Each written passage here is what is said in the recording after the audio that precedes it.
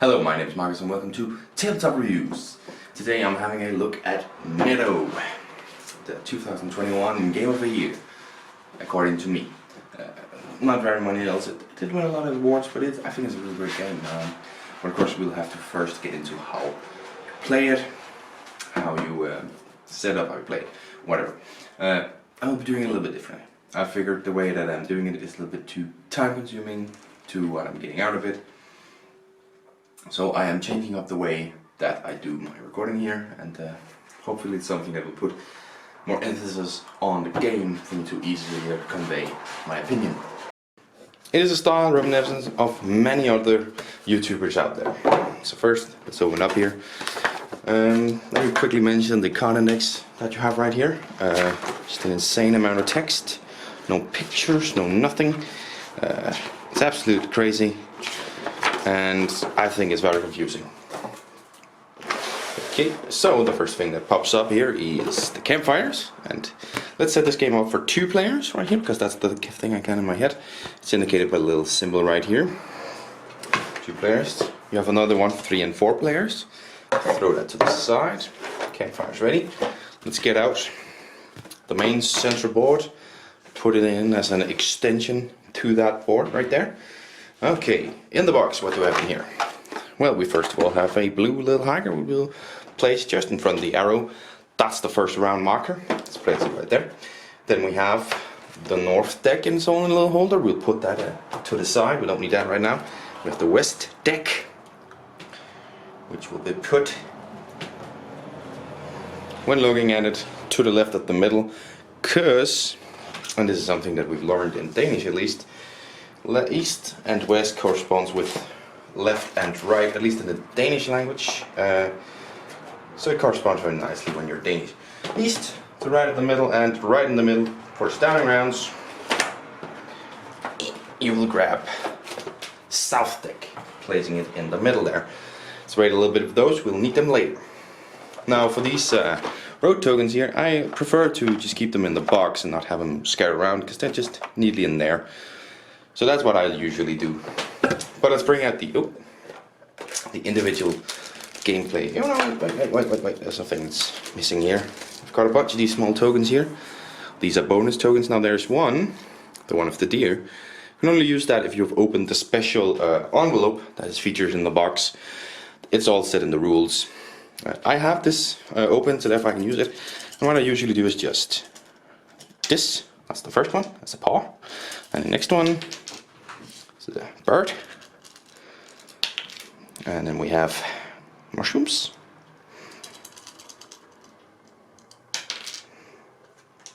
House. And fence. You could do it in a more specific way, but that's just how I prefer to set up mine. And then I just put the rest in the bag here. That was unnecessarily difficult. In the bag, there we go, and back in the box. You don't need those. Alright, so that's just about the setup for the board. Let's get into individual player setup. As I said, we're setting this up for 2 player. Just gonna grab all of these right here. These are called path tokens. All these ones in the stick color to each individual player, using just red and yellow. Bam, bam. Then we have in here a whole bunch of tokens. Alright, so what are you going to use? Oh, actually, almost forgot these little notches, because you're going to block off these 2 right here. Now, on this one, I don't understand why there is extra notches, because this is the 1 and 2 player board, which uses 3, both of them. On the other one, I can understand it, because the 3 player, you block off 1 notch. On the 4 player, you have all notches clear. So I understand why you would need it here. Not here. I don't understand it there. But it's a nifty little thing. Another piece to be used. So of all these round markers, you're going to grab the ones where it says 2, 3 and 4. And the player colors, and give it to the corresponding player. Pew! And everything else is just going to be put back in the bag. It's not going to be used. Yep. Oh my god.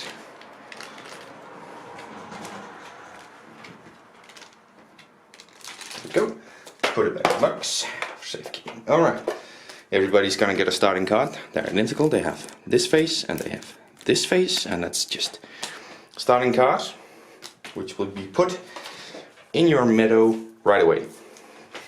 Starting player compass, just gonna drop it here red, and then each gets a road token for safekeeping.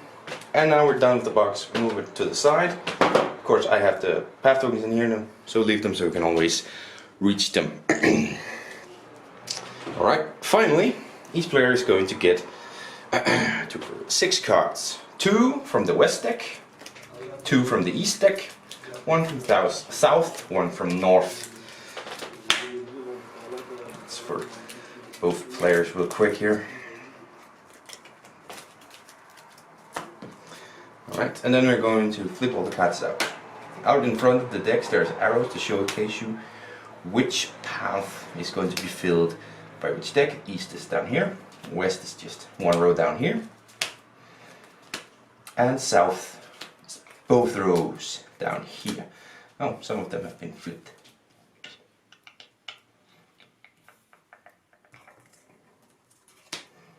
It's funny how this B one always shows up, even though we shuffle it every time. It always shows up, that one. It's one of those things, I guess.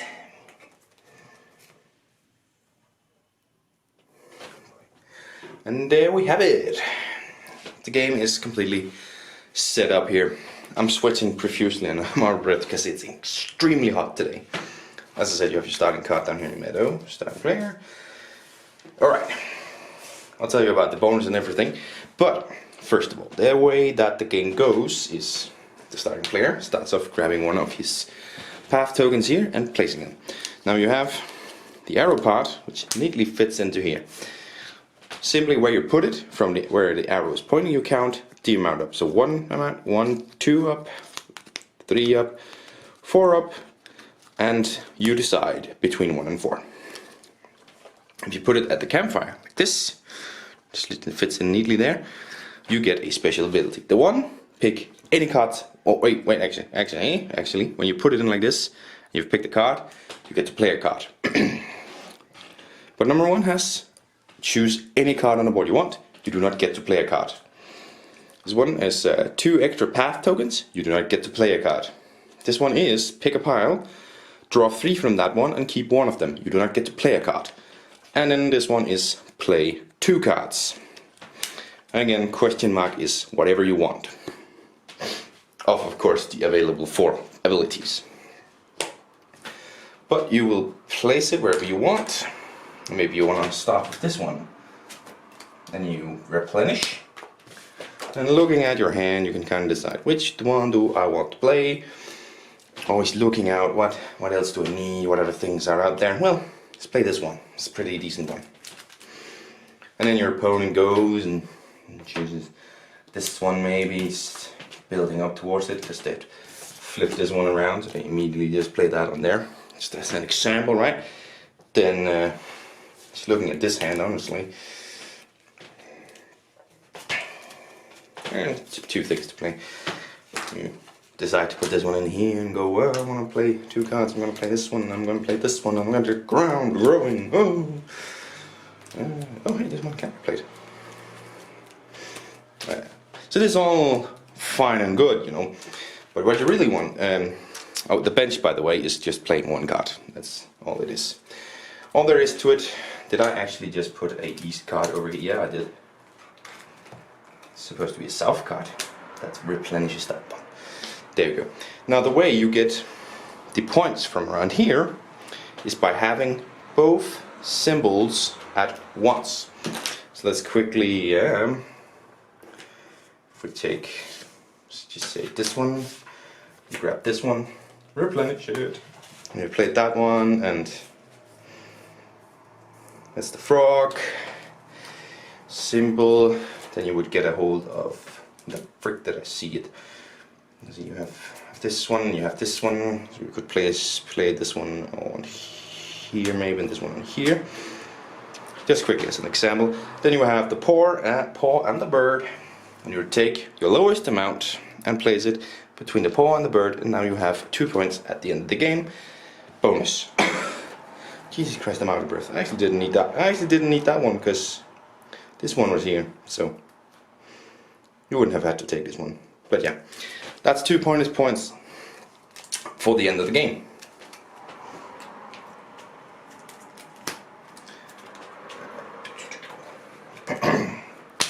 Alright, so when everybody has placed their path tokens out into the board somehow, you then take all of them back, move the hiker up and pass the first player token onwards. When the hiker passes the hourglass, that's halfway through from round 3 to round 4, you remove all of the south cards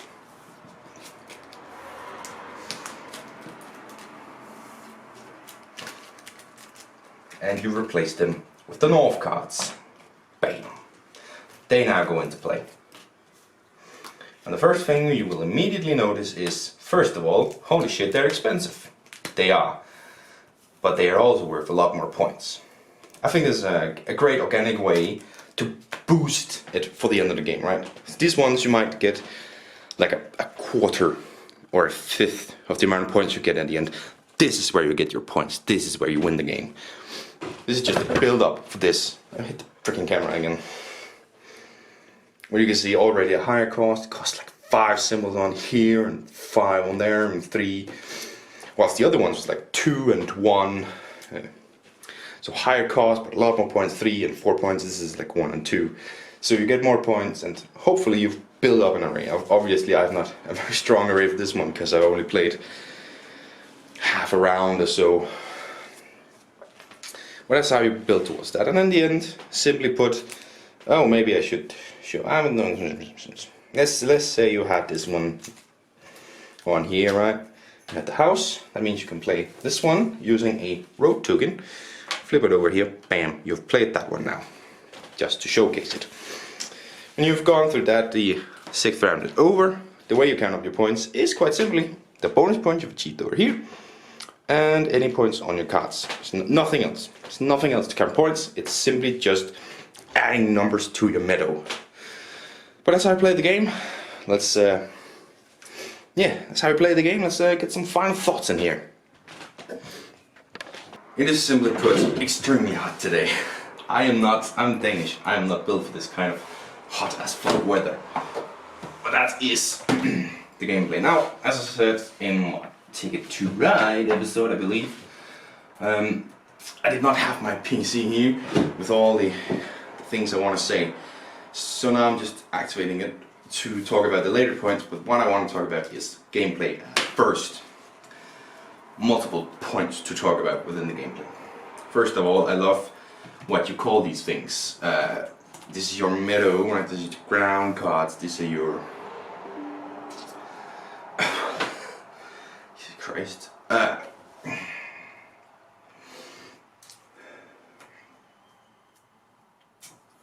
What's the word for it? Damn it. I know I love it. Or when I'm talking about discoveries, but that's what you add onto this one, which is your road to take. Observations, there you go. Observation, right? This is the ground you walk on, the observations you have. This is the road you take and your discoveries that you add on here. The words make sense, right? And I also like the fact that it's, you know, it's a path token. It's, you know, choosing the path you take during the walk. So the names of the things make sense, I think. I thought I had the program open, but I did not. That's silly of me. The names of things really make sense, and I think the gameplay also sort of makes sense, right? Because you're walking, of course you're building the meadow, but you're kind of, in the word of the game, you're just kind of exploring the meadow, right? And it makes a lot of sense, you know, most of these things make a lot of sense. I don't know if the house is mostly built in this one, but you know, this bird eats worms. Makes sense. This one likes to be around leaves and trees. That also kind of makes sense, especially in the picture. It's a road and it lives off of the tree. I don't know what the frick. It's definitely not. What is this? Is my shit been deleted now? But I'm just gonna have to go off memory then because my shit has been deleted. But it just makes sense where you place the animals and where you discover them. Or you... I've already freaking forgotten the word. It's too hot for this. I'm dying. And also, just as a gameplay aspect, it makes a lot of sense that after the halfway point you bring out these very expensive ones. Because otherwise you could be stuck, right? You could be having some very expensive ones in here with some cheaper ones in here, and you're just stuck because all you can do is try to grab these ones and hope for the best, and you might not get any points. So this, I think, is a very, what you want to say, an organic way of making sure that the game doesn't halt but continues to move along. That you always feel like you have something to do, something to build up towards. So I think gameplay-wise it is great with that aspect. And of course the limited, how do I want to use it? I can use it here, I can use it here. It gives you some great options. And it's an ever-changing, because it changes around. You use one, then your opponents go. It's an ever-changing array. There's a lot of great things I could say about all this gameplay and these tokens that make sense. I like the little bonus thing here where if you get these symbols together first, then you get to get the points, and your opponent might not get to get the points. As you can count, there's 5 spaces in a 2-player game, but you all each have 3, giving you 2 spaces only for one of your opponents. So that's one of you is not going to get that big 4 points. That could mean the difference. So I think it just everything with what the symbols, at least how I see the symbols, I think it makes sense with the way it is, and adding that at the end in the gameplay, it's great.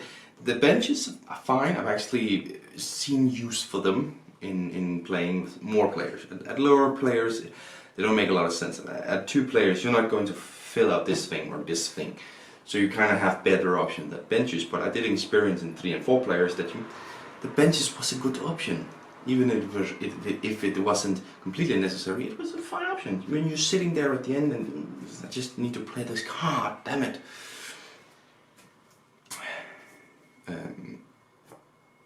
So even those that don't make a lot of sense at lower plays, they have a place in this game, and I think it's great. And I just love the aspect of taking that walk and seeing everything in nature. It is a great theme that I think comes to fruition within the gameplay. Okay. Components. Before I move on to theme completely. Components. What are components? Wait. You might notice that I have sleeves on it. That's not something I usually do when it's just a see-through sleeve. I like to have artwork on the sleeve as well, but they came with a packet that I bought where I had some extra cards, so it's fine. It's official sleeves, they're fine. But just in general, first of all, tiny ass cards. I said that in the Taylor Right episode. I do not like tiny cards, but I don't think that it matters as long as the cards are high quality, and I think these are fairly decent quality. If I just can grab this one out here, it's fairly decent quality. It feels a little bit thin, but I don't mind a thin card as long as you know how to treat it correctly. And also makes more sense when you want to add the sleeves to it. The artwork is amazing. It has like a color painting feel to it, but at the same time being really, really realistic. And if you just look at the artwork and sit here, you live yourself into it, and just the pleasant and beautiful. The nature really captures the beauty of nature very well, if you ask me. Of course, these little wooden pieces you have over there, they're fine. Cardboard, wooden pieces, they're fine. They're punch out, but they're actually fairly decent for punch out, thick and sturdy, so they're pretty good, and they feel good to place around, these ones, to place around. And the boards themselves, the 2 boards, they're again perfectly fine and capture in. This one captures this little campfire and benches around. A peaceful place, really does capture that for me, if you ask. And this one just does what it needs to do with the paths and everything. And if you look underneath it, it has some nice artwork underneath as well. But you're not going to see that very often, so it was completely unnecessary, but it's still there, and I love that. And your little compass is the same. It's a wooden piece, so And the little meeple right here is just perfectly fine, screen printed, feels like decent quality. And all you do with it is just move it along. And these notches here, they fit in perfectly and they do exactly what it is that they're supposed to do in terms of the game. And I do have to say, these sleeves are actually quite nice. They aren't overly thick, they don't add too much size to the cards, a little bit of course, but not too much. So I like that. I've seen some sleeves that are very thick and adds a lot, and that's unnecessary. The sleeves is there to protect the card, not make it 2 times as big. An important thing I think is that every symbol on the cards are very easy to read in terms of the artwork. Very easy to read, very easy to see. So yeah. In terms of components, it gets an A+. Theme, as I've said, it sprouts through it in the gameplay, in the artwork, in the things you do. It makes sense. Talking about sitting around the campfire, I think it kind of makes sense that you have some different actions, but when playing some cards, because you grab the cards from here and lay them down here as you see them and as you discover them or whatever, right, on your trip. But when you're taking a break, you don't discover anything new. You don't see anything new to add to this place. You just kind of sit down and take it all in for the day. And as of course, the 4 adds that, ruins that a little bit, playing 2 cards or playing 1 card, sitting on the bench. But perhaps that also makes sense in terms of you sit down, you take it all in for the day, and you play 2 cards into a scrapbook of memories, of pictures in your mind.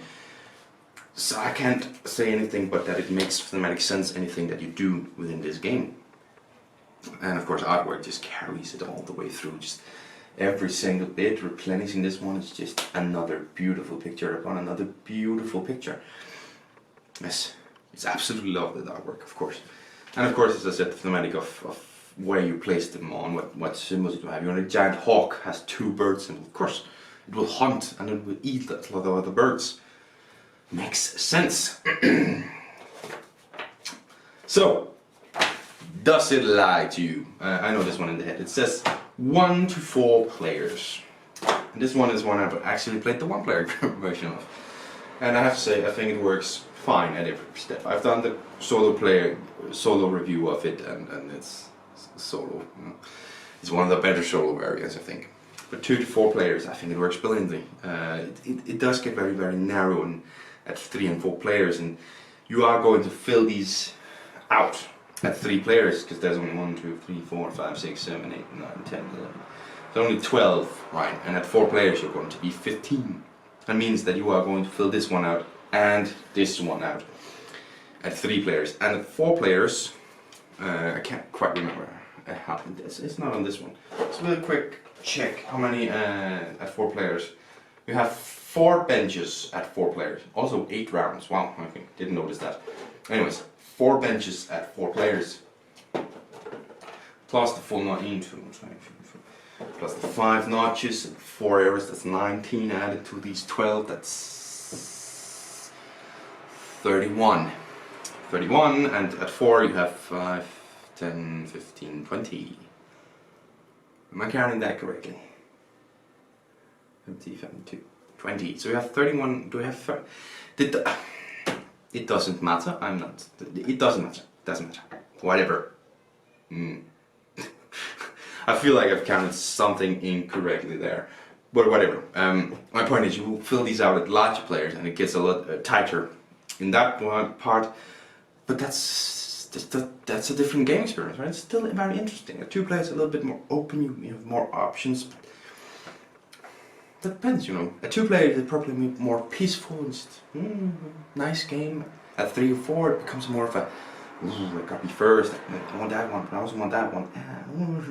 I know I sat at some rounds looking at when we got the North cards. I had pretty strong Meadow and just looked at all these ones and I'm like, I can use all of them.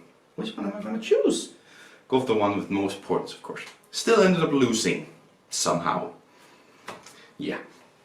That was the worst game I've ever played. But whatever.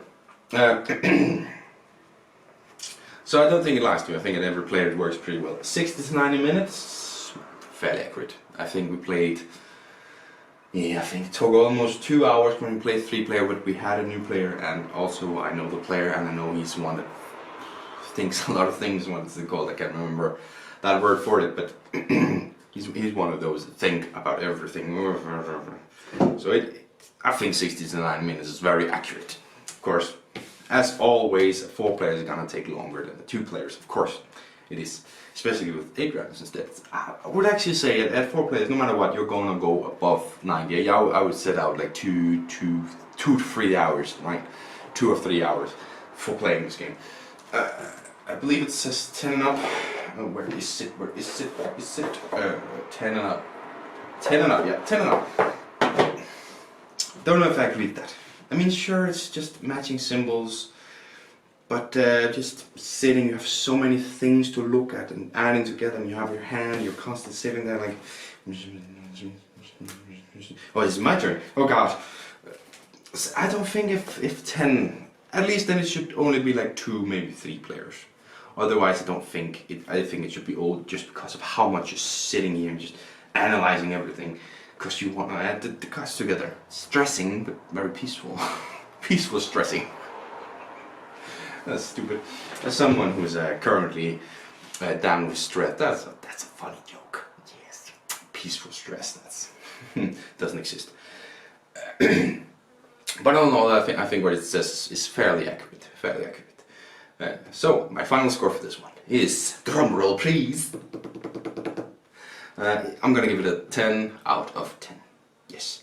I believe it's the first game I've reviewed on the channel that I give a 10 out of 10. I will spoil things a little bit here. There are 5 games right now in total that I give a 10 out of 10. Out of 100 plus games I've played. I haven't played a whole amount. I think around 150 games I've played. Only 5 of them gets a 10 out of 10. That's a terrible statistic. There's a handful that I give a 9 out of 10. But only 5. This is one of the 5 that I give a 10 out of 10. And that's a spoiler for later when I do my top 10 games of all times. And then this one's like, oh, it's one of 5. It's top 5. But it is a 10 out of 10. I actually contemplate, like, should I just give it a 9 out of 10 just because, is it lacking something? I couldn't find it lacking something. I just couldn't. I love this game, really, I do. Wow, it's so good. 10 out of 10, easily 10 out of 10 for me. Yeah, and of course, am I keeping it? Of course I am. This one is not leaving my collection anytime soon. Just had a cleaning of my shelves, and I've made a specific place for this one to be easy to grab out. Because I'm gonna play this one a lot more. But as another tabletop review is done, a little bit of a different way of filming, but I think this will help me film more and publish more, and that's what I want to do. I don't want to stress about doing these videos. As I said, I'm currently down with stress already, so I don't want to stress doing these videos. So I like doing this. So thank you very much for watching once again me ramble on about some weird ass game. Looking forward to the expansion, definitely. But until next time, bye.